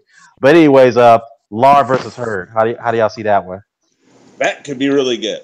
That could be Yeah, really good because that's the That's like I think you said this the other day too, Dan. That's the proper kind of person you want to put Laura in if you want the fight to be entertaining. That's true. it's a great clash of styles right there. Right, right. I know Hurd is from your neck of the woods, brother, over in DC. You got him win. You got him winning this Yeah. fight. Yeah, as of right now, I'm kind of leaning towards him, you know. And Lara's one of my favorite fighters. He's been one of my favorites from long time, you know. But, you know, I just got to consider how the man hasn't really, since 2014, he hasn't had no big fights or very good caliber opponents. And, you know, I think Hurd right now, you know, his style, sure enough, yeah, the man is taking a little punishment in the first half of the fight.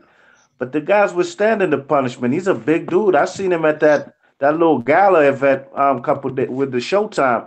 He's much bigger than Lara, you know what I mean? So if he forces Lara to fight, anything could happen. And I don't know whether Lara got that knockout power like he used to. He ain't put nobody on the canvas in a minute except the old Jan Zavik, you know what I mean? Yeah, And or the Terrell Gossett fight. He put him down to that fight. That was his last fight. He who's did put him that? down. Oh, the Terrell Gausha Gossett. kid? Yeah, he Yeah, put him down in the fourth yeah. round. Fight. He I hurt just him. remember Yeah, that. yeah, he put him down. He hurt him badly, but Yeah. he didn't finish it because Gossett didn't He fight back. finished. See, that's the thing about Lar. You say he's not a finisher. You gotta force him to fight because if you don't Yeah. force him to fight, he's gonna do things his way, and that's why it turns out to be a Hmm. boring style. So if you Yeah. force him to Look, fight like a Gulu did, Paul Williams too. Paul yeah, Williams Paul got Williams too. hurt because of the pressure. Because Paul Williams. That's who Paul Williams was. Is you know what I mean? Relentless Right? pressure. And what did that get him? You know what I mean? It got him a bunch of left hands and his face all busted up, and he was spitting like Joe Hmm. Frazier in the corner. Man, That's true. it was gruesome. That was a very You good. know, and then Yeah, like you said, Angulo, Gausha, uh, Trout when he pressed the issue, Ishe Yeah. Smith when he tried to press the issue. You know, but Canelo. like you said, Canelo pressed the issue too. yeah, Made it a pretty good fight. So yeah, that was not a yeah, boring fight. Canelo Lar. That was not a no, boring fight. That was a good Yeah. fight. So yeah. Canelo pressed that action. So you got to press him to make him fight. You got to do it. You Hmm. got But the the thing trick is, for her. The trick for her is it's got to be intelligent pressure, or else Lara can. He might not put people down, but he'll bust you up, man. Yeah. yeah. But you know what though, B Marsh, I gotta say this. And Dwayne Jones made a good point in the comment section. This is the one thing that's worrying some to me about Hurd, and I'm sure you agree with me on this one. Is that he's already taken so many shots already early in his career, too many headshots. And Hmm. to me, it's worrying to me because it seems like he has that lack of regard for defense. Kind of, he's one of those come pressure, the swarmer style of fighters like Rocky Marciano type of fighters. Yeah. And I know it's this whole terminology that you can only you could take wherever you can, you could give back more, that type of scenario. But to me, it's worrisome because I don't think those type of fighters, their careers they have a very short lifespan when it comes to their careers with that type of style. So I mean Indeed. there are some exceptions. I mean there's some fighters that do have longer careers, but with that type of style of fighting. But like Jake LaMotta, for example. So, but the Hmm. thing is, though, overall, though, is just like now these days, these guys are a lot more athletic. They're a lot more gifted in a way as far as skill set is concerned. So they hit a lot harder to this. So I mean, but the thing is too is like he's taken already too many headshots already, and Lar, to my opinion, hits harder than Austin Trout. So what if Yeah. Lar clips him the way that Austin Trout did, and he's not moving his head, he's not pairing off those punches? That's just worrisome to me, man. I mean, I like Jared Hurd. I just think he's got to learn some defense. He's got to learn to slip those He's punches. gotta move his head more, man. He got to, because, you know, Lara is one of the most accurate punchers in boxing. He used to always be second behind Floyd Mayweather as far as percentage. You know, That's true. so he got to move his head. He got to you know, he can't take the kind of shots he took against fellas like Trout. He did take shots from Tony Harrison, who I think is a bigger puncher than Lara. You know what I mean? Tony Harrison had a vicious KO percentage, you know. But Yeah. no, I think Jared Hurd, man. I think he's ready for this fight. You know what I mean? He's the first guy I heard who was even calling, says he wants the number one guy at super featherweight. I'm sorry, super welterweight, you know what I mean? And that's Lara. Even Right. Jamel Charlo wasn't calling that guy out. So I think the guy's ready, you know what I mean? He's just gonna have to move his head more and not take that many shots. Right. And not Right. and not let that guy move around, Lara. You know what I mean? Right. Yeah. Yeah, he's gonna have to hit him in I, the body. He's gonna have to keep him stationary. Hit him to the body. Dig to the body to keep him move his, stationary. Cut off the and I think wing. the other thing pressure fighters, can do to extend their careers is learn to use their jab to disrupt the opponent's jab. Right. You know what I mean? Instead of you might not win the jab battle per se, but it's still a useful tool as within that style, but in a different way. Right. Right. Hey, but B Mars, Doc Dre said, "What's up?" in the comment section, bro. Oh, what And up, yeah, Dr. Dre? What the deal, son? That's my Lara's man. My legs man from holding QU. up at his age is a big key. Yeah. That's for sure. Yeah. Yeah. Yeah. Let me. So Hurd does have timing on his side. I agree with that. You know what I mean in terms of age and all that. Yeah, but him taking all those headshots already early in his career, that's got to be worrying. And I'm sure his team Long is term, looking at yeah. that Long too. term, yeah. Long term, his team is He's looking. Yeah. got to, yeah. Yeah, his team is looking at that too. It's like, okay, man, you gotta learn some defense. You gotta learn to move your head. Mm-hmm. You're gonna have to do that. You're gonna have to do that. But Broner versus Figueroa, Omar Figueroa. How do y'all see that one playing out? Oh, man, that's a very good fight, too, man. It's a good fight, you Yeah. know. Do you They think could Adrian? both miss weight. It Yeah. could be a great fight. Well, I have no idea. Yeah, you know what I mean. I have They both might be drained. both.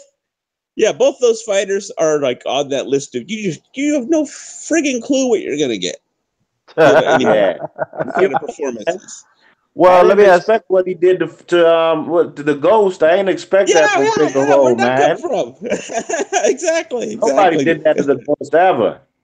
Yeah, not like that. I mean, the Ghost has So been beat. yeah, Yeah, he has been beaten, comprehensively. Guys like Floyd Mayweather and others, but Yeah, Keith but I'm talking Thurman. about But getting yeah, punished get like that in a he got short amount of blasted. time, getting dropped, just getting, whoa, that was crazy. yeah, it's true. But the thing about Omar is that he's not been as active. And then when he's out of the ring, he blows up in weight. He had to lose like almost 60 pounds for that Guerrero fight. He blew up to nearly 200 pounds. The Yeah, more I think about it, I think I may have said this before. Those two guys, in a way, those two are made for each other.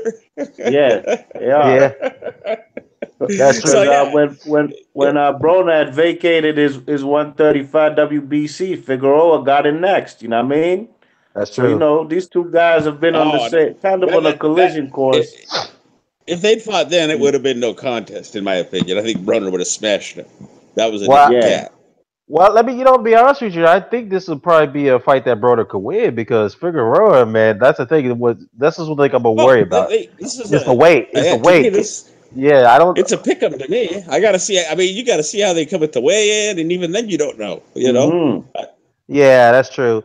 But the thing is, I thought Broner made weight pretty okay last against Mikey, but it didn't. Then he didn't perform all. I mean, all that great. Yeah, But he looked weak you against know, Mikey. yeah, he did. He looked very weak, Uh, man. I don't know if it was the weight. Did his he drain body himself? frame, Did he drain yeah, himself, he or didn't what? look strong at all. Yeah. So Yep. this is this is very. I mean, like I said, I mean, the thing if Omar struggles to make weight, then maybe Broder could win the fight because he may not be strong at 140. Then again, I well, mean, Mm-hmm. it's Broner's second time in a row making 140. Versus what was I assume the Guerrero fight for Figueroa was at 147. yeah, it was 147. Yeah. So that could if Broner makes the weight, well, if see that this is an if fight, full of ifs. Yeah, it is. It is a pull ifs fights, A lot of man. variables to consider, man, you know. A Yeah. lot of variables. I think the guy Figueroa, if he could hurt the man Broner, he definitely is gonna throw more punches than Broner, you know what I mean? but they Yeah. both gonna be in See, the pocket. The footwork, these guys it's are, gonna be really good. kind of flat-footed. You know what I'm I think saying? it'll be a good fight, though. That's why I'm saying it. Yeah, they're both going to be in the pocket. Figueroa, in my opinion, Figueroa doesn't. I don't think he cracks like that. I mean, I think the Guerrero fight is an outlier, and Guerrero's shot. That's just my Yeah, opinion. that's true. He is shot. But he'll throw more punches than Broner. But I think Broner hits harder. So it should be interesting, man. Yeah, yeah, it's true. So speaking of that, Earl, we already know about Wilder Ortiz. We all know that one's going down. I think that'll probably be the most exciting fight so far of the year. But in Mm-hmm. 2018, got more fights coming up. Canelo and Golovkin, Joshua versus Parker.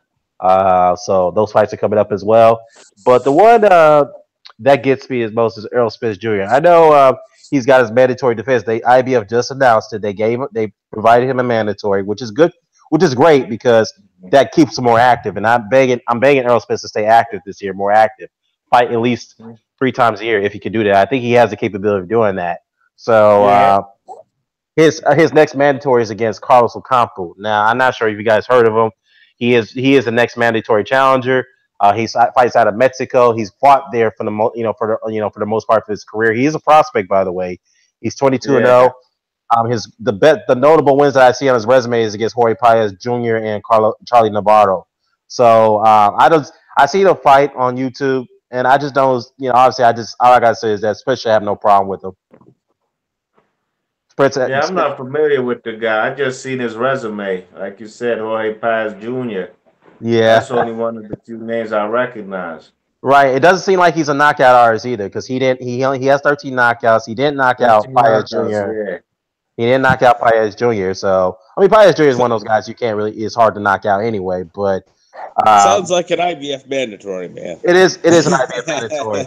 But what I noticed something about the IBF because I took a look at their rankings a couple of days ago, and it's very Hmm. thin when it comes to marquee names. If you look on the I'm list, sure. Lamont Peterson is ranked number 5, but obviously he's going to move back down because he lost to Spence. Um, Yeah. so there you have what you call Konstantin Pomirov. He ducked out of the fight against Spence. He was the Still original. want it. Yeah, he was original mandatory. He passed up on that opportunity. So if you go down the list, you see Devin Alexander ranked number 7, and Devin Alexander got a fight coming up against Victor Ortiz next month. Yeah. If he does get past Victor Ortiz, we could see if Spence gets past his mandatory, we could see Spence versus Devin Alexander later this year. We could see Hmm. that fight. So my And question to Devin says he wants that fight.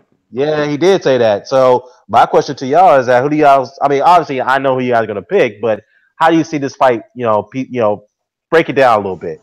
Spence versus of Alexander. Oh man, you know that guy Devin Alexander, his Achilles heel is pressure, man. You Right. know, when the goal gets tough, man, he almost kind of wants to back up out of the fight. Cunningham got to try be showing more heart. His coach Yeah. than Devin when the pressure's tough, you know. Right. So I just Right. expect him to get bodied same way, man. Probably less rounds than what's his name, Lamont Peterson. Yeah. Well, I mean, I expect him to get body, but I think he'll last longer Yeah. than Peterson because here's why. Peterson, for the most Mm, part, was stood still with a high guard. He didn't really move that much. He didn't really give Spence any yeah. angles. Alexander is very awkward. He's very slick. So he's going to give Spence some angles. He probably will give him a hard time early on in the fight. So he'll probably Both last longer. southpaws, aren't they?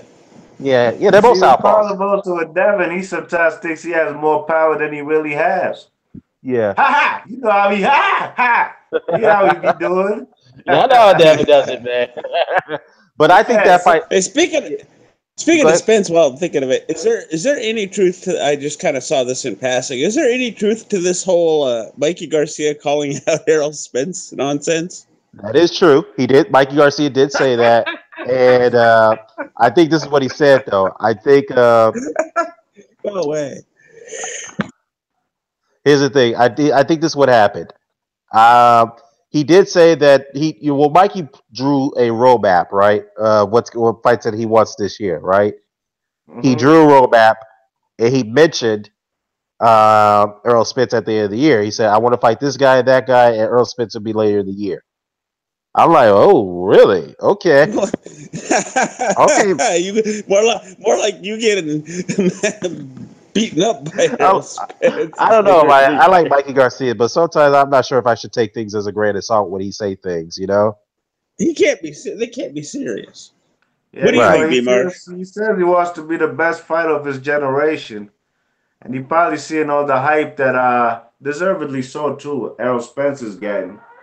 Right. And he probably wants a piece of that, man. But hey, don't do it, man. Don't do it. Don't get in there Don't with do it to Spence. yourself, Mikey. Just collect your 140 belt versus Lipinets.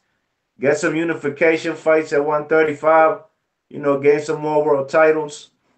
And you know, just stay away from them type of fellas. Because he ain't even really pressed the issue to fight Terrence Bud Crawford at 140. You know what I mean? Right. And Right. Spence is a big welterweight at that. It's not Yeah. just any Yeah. welterweight. Yeah, he's a Them huge fellas come welterweight. in at super middleweight. Yeah. Errol Spence on fight night. Over Yeah. When 160. I heard that, Yeah. things out of the ring, Earl Spence weighs just as much as a light heavyweight too, outside the ring. Yeah. Yeah. What I've heard. Outside So with yeah, Yeah. his walk around weight. yeah, his walk around weight is about He'll have to. 180, 185. So that's another thing. I think he ends up at 154 eventually. What do you guys think? Yeah, that's what I heard too. I think he'll eventually No end up there, question. or probably middleweight too, because I heard some Yeah. people that have been floating around that he might jump up to straight up to middleweight and try to take on Golovkin. And some people he called out Canelo. He said, "Look, I want that fight. I'll take Yep. it." So, but the Mm-hmm. thing is, those guys hit a lot harder. Canelo and Golovkin, Yeah. and those are pressure fighters. So I don't know, man. I mean, Earl, could his power carry up there to 154? Maybe. He does spar with 154 guys all the time, or middleweights. I So think he can at 154 for sure. yeah. What about 160? What? Let's 160 push. depend on who he's fighting. Yeah. Yeah. Yeah. Depend on who he's fighting. I mean, a guy like Canelo, who's flat-footed. I mean, he hits hard too, but that's a fight I could possibly see Errol Spence winning. I mean, I don't see Canelo doesn't fight too many. You know, he fights a lot of stationary fighters, and you know, Errol Yeah, Spence is not the fastest of feet, but he can cut off the ring well. You know what I mean? He cuts off the ring, he puts pressure, yeah. and you know, when he lands combinations, he's a very good finisher. Right, right. That's a good point. And That's a good his point. combinations are hooks to the That's body true. and to the head. Yeah, he makes it up. He starts it downstairs and move it upstairs, and then the one thing I would say about Spence that he did show far more. He showed some great improvement in his fight against Peterson. He actually showed some angles. He was able to control his Yeah. range a lot better. So he showed some lot of Hmm. great improvements in that fight. I have to give him that. But the one thing I would have to say though is that his cheek in his armor is that his defense, man, is like he's getting hit a lot Yeah. too. And that's another thing. I mean, not as much as Hurt is, but Earl sometimes when he fights in close quarters, he keeps himself wide open. He's got to learn how to keep himself defense real tight when he's fighting in close quarters. So that's the one His I thing. think defense. it's you know, he's a southpaw man, and the straight right hand is money for an orthodox fighter. Kell That's Brook true. caught him with him. Yeah, Uh, Lamar Peterson did in the what is it, the third round, especially the overhand right over his jab. That's yeah, money all day if he's really paying that's true. attention. That is true. And Peterson was hitting him with some right hooks and some left hooks too, most of the Yeah, time as well. And then luckily it had no effect on Spence, but that kind right. of got his attention a little bit. So like I Yeah. said, Yeah. but And yeah, Spence he he's kept kept his. pointing to his Yeah. head, you know, He right. when he keep. got caught with the overhand right over the jab, like he got rabbit punched, but it wasn't.